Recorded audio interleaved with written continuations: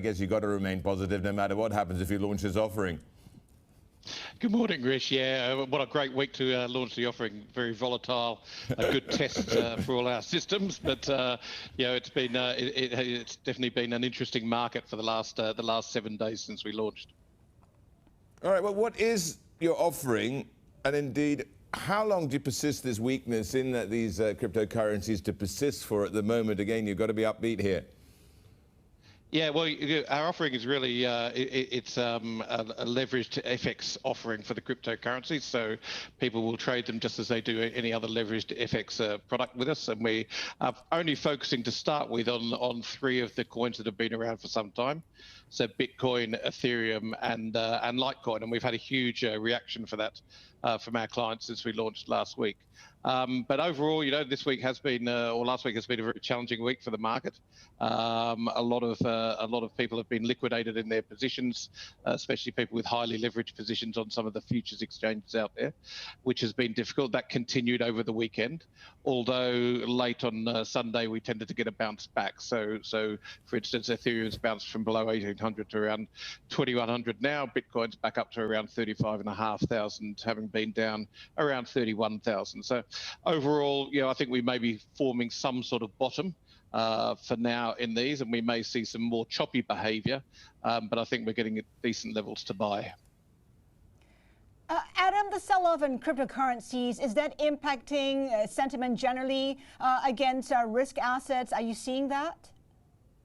It's a really great question, Haslinda. I'm not really seeing it yet. It's interesting. The markets haven't opened too weak today. You'd have thought there may have been some flow over into things like Aussie dollar or Aussie yen in the FX or into the NASDAQ futures, but not so much as yet. So no real flow over, but I guess we'll know a bit more once the US markets open, whether that's going to see some liquidation there or not. Have you seen investors reassessing their asset allocation as a result of all the volatility? I mean, it's hard to stomach. I mean, 30% down, 30% up. It's not for the faint-hearted. It's really not for the faint-hearted, and I think anyone, you know, with a reasonable asset allocation would have a very small asset allocation to crypto. I don't think people are sitting out there irresponsibly long in a lot of cases, and I think, you know, it's something which is a bet on the future and a bet on a new technology, but I don't think it should make up so much of someone's portfolio that these sorts of moves are going to be damaging to someone's own finances.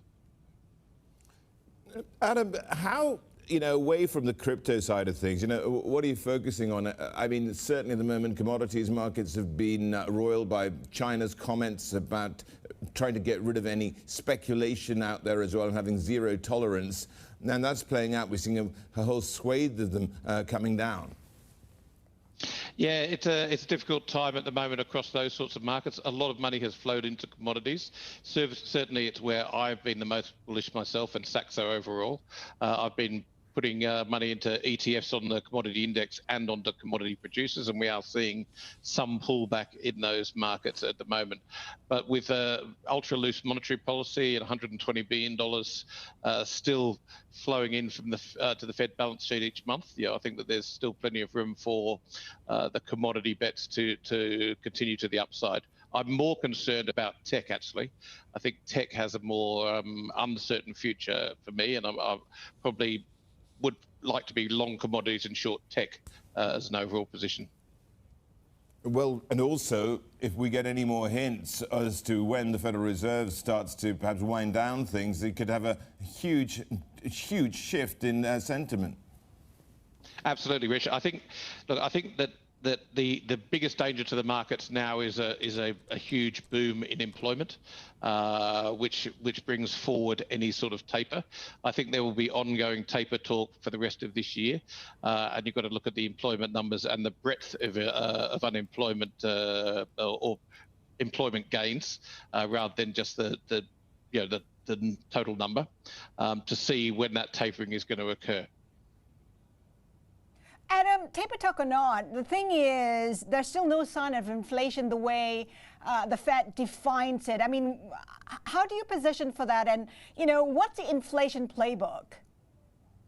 It's a great question. The Fed looks at the PCE inflation, which is out this Friday, I think. So it'll be interesting to see how that compares to the CPI data that came out higher than expected earlier in the month. And after that, I think that we'll see, some sort of reaction from the Fed. But they are discounting CPI at the moment as they focus more on the breadth of employment gains. And so I think that they will continue to do that, but maybe the discussion around tapering will start to happen earlier than expected. So we may start to get some discussion in Q3 rather than perhaps in Q4 or Q1 next year as people originally expected.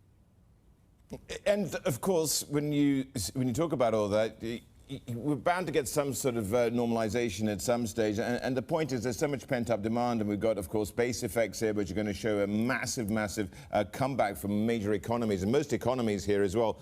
But you've got to be looking further down the road to see whether that huge stimulus, when it's gone, can support momentum.